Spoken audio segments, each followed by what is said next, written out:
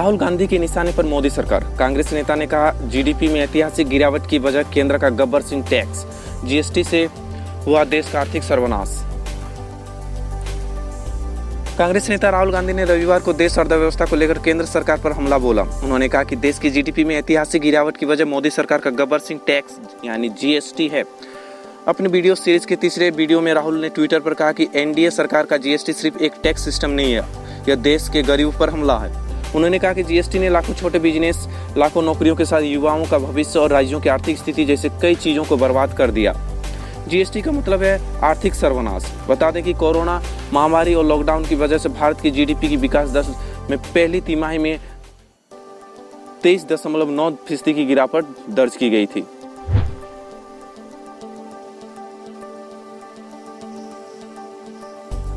IPL का schedule पहला match 19 सितंबर को मुंबई और चेन्नई के बीच, फाइनल पहली बार रविवार को नहीं होगी। दुबई में 24 और अबू धाबी में 20 मैच होंगे। कोरोना की वजह से आईपीएल यूएई में 19 सितंबर से 10 नवंबर तक होगा और मैच पुराने शेड्यूल से आधा घंटा पहले यानी दोपहर के 3:30 बजे और शाम 7:30 बजे से होंगे। बायोसिक्योर माहौल में होने वाले टूर्नामेंट में अनलिमिटेड कोरोना सब्स्टिट्यूट की मंजूरी। बीसीसीआई ने रविवार को आईपीएल सीजन 13 का शेड्यूल जारी कर दिया। कोरोना दौर में आईपीएल बगैर दर्शकों के यूएई में 19 सितंबर से शुरू होगा। पहला मैच पिछली बार के चैंपियंस मुंबई इंडियंस और चेन्नई सुपर किंग्स के बीच खेला जाएगा।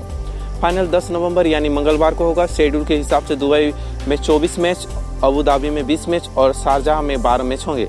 आईपीएल के इतिहास में पहली बार फाइनल रविवार को बजाय बीके मंगलवार को रखा गया है। टूर्नामेंट में 10 डबल हेडर यानी एक दिन में 2 मैच होंगे। ये शाम के मैच पुराने शेड्यूल से आधा घंटा पहले यानी 7:30 बजे शुरू होंगे और दोपहर के मैच 3:30 बजे से खेले जाएंगे। प्लेऑफ और फाइनल का वेन्यू बाद में घोषित किया जाएगा।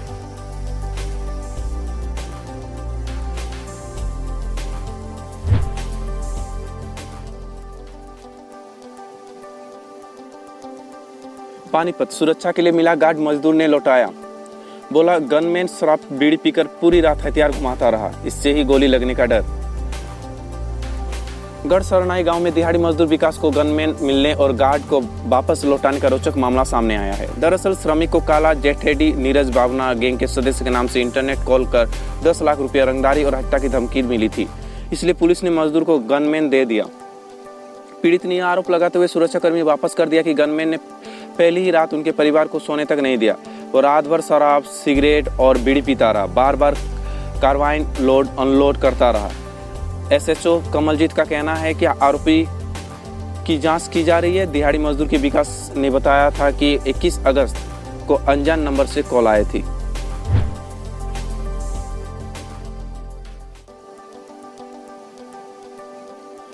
हरामखोर कहे जाने पर कंगना का राउत को जवाब। 9 सितंबर को आ रही हूं, आपके लोग मारने की धमकी दे रहे हैं। देश के लिए कितनों ने जान दे दी, हमें भी वो कर चुकाना है। संजय राउत ने एक न्यूज चैनल को दिए स्टेटमेंट में कंगना को हरामखोर लड़की कहा था। कंगना ने कहा, संजय राउत जी, आपकी मानसिकता से बलात्कारियों को हिम्मत मिलती है। कंगना रनौत ने रविवार को 1 मिनट 45 सेकंड का वीडियो जारी किया। खुद को हरामखोर कहे जाने पर कंगना ने शिवसेना सांसद संजय राउत पर करारा हमला किया। उन्होंने साफ कहा कि 9 सितंबर को मुंबई पहुंच रही हूं, शिवसेना के लोग मारने की धमकी दे रहे हैं। देश के लिए कई लोगों ने जान दे दी है, मैं भी वो कर चुकाऊंगी।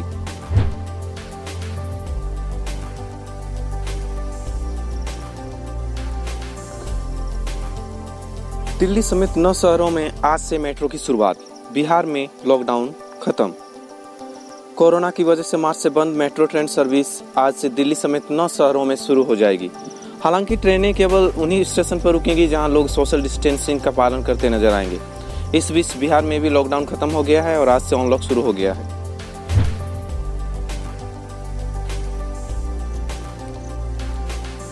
भारत चीन सीमा विवाद तनाव कम करने के लिए पूर्वी लद्दाख में दोनों देशों के बीच ब्रिगेड कमांडर लेवल की बातचीत बेनतीजा। हालात अब भी नाजुक। सीमा पर जारी तनाव को शांत करने के लिए रविवार को भारत और चीन की सेना के बीच एक और दौर की बातचीत हुई। हालांकि पूर्वी लद्दाख में हालात अब भी नाजुक बने हुए हैं। पिछले हफ्ते चीनी सेना ने पोंगोंग इलाके में घुसपैठ की कोशिश की थी, जिसे भारतीय सेना ने नाकाम कर दिया था। इसके बाद से ही दोनों ही सैनिकों और हथियारों का जमावड़ा लगा हुआ है। सरकार के सूत्रों के हवाले से न्यूज एजेंसी ने बताया कि चुशल के पास लगभग 4 घंटे तक चली ब्रिगेड कमांडर लेवल की बातचीत में कोई ठोस परिणाम नहीं निकल पाया है। भारतीय सेना हाई अलर्ट पर है और किसी भी तरह के हालातों से निपटने के लिए तैयार है। सरकारी नौकरी एनटीपीसी ग्रुप डी भर्ती 2019 के लिए 15 दिसंबर से परीक्षा आयोजित करेगा रेलवे। 1,40,640 पदों के लिए 2.40 करोड़ से ज़्यादा कैंडिडेट्स ने किया आवेदन। कोरोना के कारण स्थगित हुई परीक्षाएं अब अनलॉक के साथ एक फिर शुरू हो चुकी है। इसी क्रम में भारतीय रेलवे भी अपनी स्थगित हुई non technical popular category NTPC और ग्रुप डी भर्ती 2019 के लिए परीक्षा का आयोजन कराने जा रहा है। रेलवे ने दोनों भर्तियों की कुल 1,40,640 रिक्तियों को भरने के लिए प्रथम चरण की परीक्षा आयोजित कराने की तैयारी शुरू कर दी है। इस बारे में जानकारी देते हुए रेलवे बोर्ड के अध्यक्ष विनोद कुमार यादव ने कहा कि भारतीय रेलवे 15 दिसंबर 2020 से 1.40 लाख पदों पर भर्ती के लिए कंप्यूटर आधारित परीक्षा का पहला चरण आयोजित करेगा। रेल मंत्री पीयूष गोयल ने ट्विटर पर भी दी जानकारी कि रेलवे अध्यक्ष ने यह भी बताया कि 1.40 लाख पदों पर भर्ती के लिए जारी किए गए नोटिफिकेशन के लिए 2.40 करोड़ से ज़्यादा आवेदन प्राप्त हुए थे। इन रिक्तियों के होने वाली परीक्षा को कोरोना के कारण लगे लॉकडाउन के चलते स्थगित कर दिया गया। इससे पहले रेल मंत्री पीयूष गोयल ने भी ट्विटर के जरिए जानकारी दी थी कि रेलवे 15 दिसंबर 2020 से अधिसूचित 1,40,640 रिक्तियों के लिए कंप्यूटर आधारित टेस्ट शुरू करेगा, जिसमें non technical popular category NTPC, isolated and ministerial और लेवल 1 के ट्रैक मेंटेनर, पॉइंट्समैन आदि पद शामिल हैं। इंग्लैंड ऑस्ट्रेलिया दूसरा T20। इंग्लैंड ने ऑस्ट्रेलिया को लगातार तीसरा मैच हराया। 3 मैच की सीरीज में 2-0 से आगे। इंग्लिश टीम 7 सीरीज से नहीं हारी। इंग्लैंड ने साउथहैम्पटन में हुए 3 T20 की सीरीज के दूसरे मैच में ऑस्ट्रेलिया को 6 विकेट से हराया। यह इंग्लैंड को ऑस्ट्रेलिया पर लगातार तीसरी जीत है। सीरीज के पहले T20 में भी इंग्लैंड ने 2 रन से जीता था। इससे पहले 2018 में बर्मिंघम में इंग्लिश टीम ने ऑस्ट्रेलिया को 28 रन से शिकस्त दी थी। दोनों टीमों के बीच सीरीज का आखिरी मुकाबला 8 सितंबर को साउथहैम्पटन में ही होगा। ऑस्ट्रेलिया के खिलाफ दूसरा T20 जीतने के साथ ही इंग्लैंड ने सीरीज पर भी कब्जा कर लिया। यह इंग्लैंड की 2 साल के भीतर लगातार 7वीं T20 सीरीज है जिसमें वो नहीं हारा। इस दौरान उसने 6 सीरीज जीती। सिर्फ पाकिस्तान के खिलाफ पिछले महीने हुई T20 सीरीज में 1-1 से ड्रॉ रही। उसने श्रीलंका, पाकिस्तान, न्यूजीलैंड, दक्षिण अफ्रीका और अब T20 रैंकिंग में नंबर 1 टीम ऑस्ट्रेलिया को हराया। अमेरिकी टेक्नोलॉजी कंपनियों में नई परेशानी। टेक कंपनियों बच्चों की देखभाल के लिए दे रही एक्स्ट्रा छुट्टियां। जिन कर्मचारियों के बच्चे नहीं हैं वे इसे भेदभाव मान रहे हैं। अमेरिका में कोरोना वायरस फैलने के बाद स्कूल और बच्चों की देखभाल के सेंटर बंद होने से माता पिता के लिए समस्या खड़ी हो गई है। इस स्थिति में टेक्नोलॉजी कंपनियों ने अपने कर्मचारियों की मदद की है। उन्होंने सुविधाएं दी गई कि बच्चों का ख्याल रखने के लिए पेरेंट्स को अधिक समय और छुट्टियां दी। कुछ समय बाद उन कर्मचारियों ने ऐतराज किया जिनके संतान नहीं है। फेसबुक के कर्मचारियों की एक बैठक में ऐसी नीतियों पर सवाल खड़े किए गए जिनसे पेरेंट्स को ही फायदा है। ट्विटर में मैसेज बोर्ड पर विवाद सामने आया है। एक कर्मचारी जिसके कोई बच्चा नहीं है उसने बच्चे की देखभाल के लिए छुट्टी लेने वाले एक कर्मचारी पर आरोप लगाया है।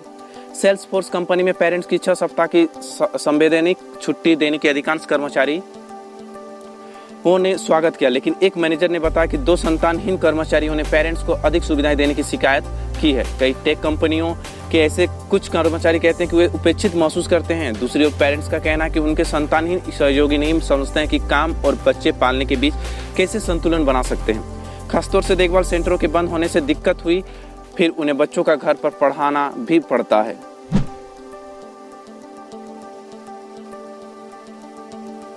सदियों पुरानी अन्नदान की परंपरा की कहानी। केरल के इस मंदिर के दरवाजे भूखे लोगों के लिए कभी बंद नहीं होते हैं। हर रोज सुबह शाम 2000 से ज्यादा लोग भोजन करते हैं। केरल के कोट्टयम जिले का वाइकोम महादेव मंदिर दक्षिण भारत के सबसे प्राचीन मंदिरों में से एक है। इस मंदिर में अपनी सदियों पुरानी अन्नदान की परंपरा अभी तक चली आ रही है।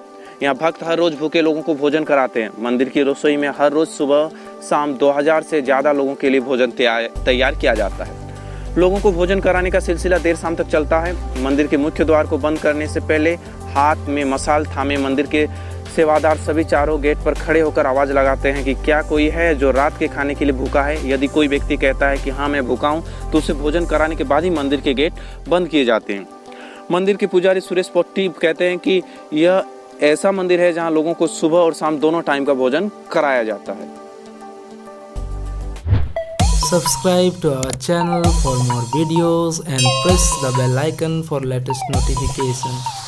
If you like the video, please hit the like button and comment below.